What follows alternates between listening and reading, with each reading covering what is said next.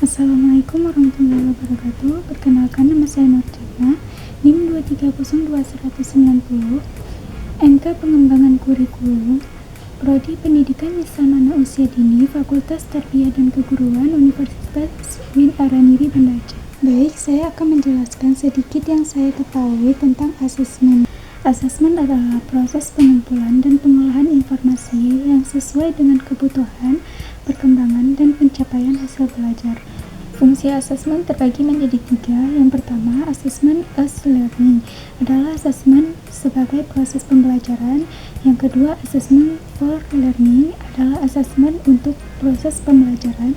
Dan yang ketiga, asesmen of learning adalah asesmen evaluasi pada akhir proses pembelajaran.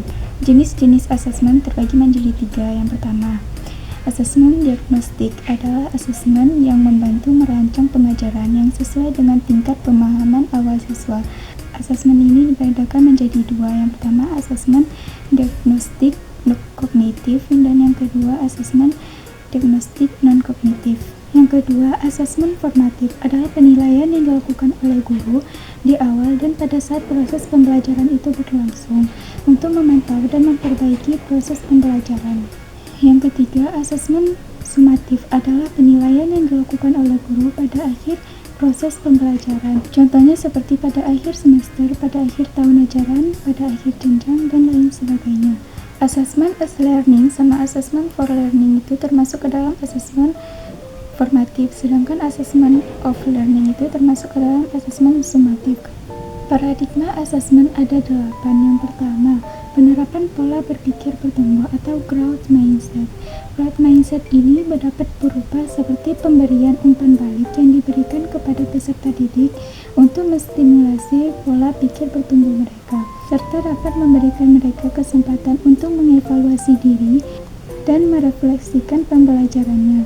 Yang kedua, terpadu. Asesmen dilaksanakan secara terpadu dengan pembelajaran mencakup kompetensi pada ranah sikap, pengetahuan, dan keterampilan yang saling terkait. Yang ketiga, keleluasaan dalam menentukan waktu asesmen, yaitu ada 3. Yang pertama, asesmen diagnostik, yang kedua, asesmen formatif, dan yang ketiga, asesmen sumatif. Yang keempat, keleluasaan dalam menentukan jenis asesmen.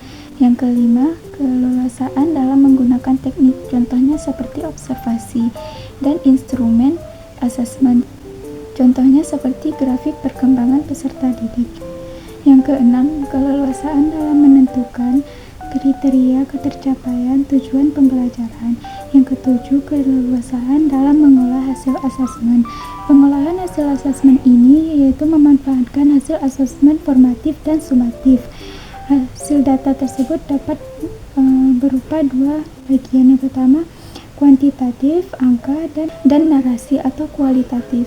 Yang kedelapan, keleluasaan dalam menentukan kriteria kenaikan kelas. Ada 5 prinsip asesmen. Yang pertama, asesmen merupakan bagian terpadu dari proses pembelajaran. Kedua, asesmen dirancang dan dilakukan sesuai dengan tujuan. Yang ketiga, asesmen dirancang secara adil, valid, dan dapat dipercaya.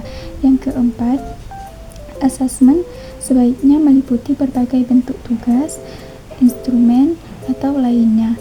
Yang kelima, laporan kemajuan belajar dan pencapaian proses pembelajaran peserta didik.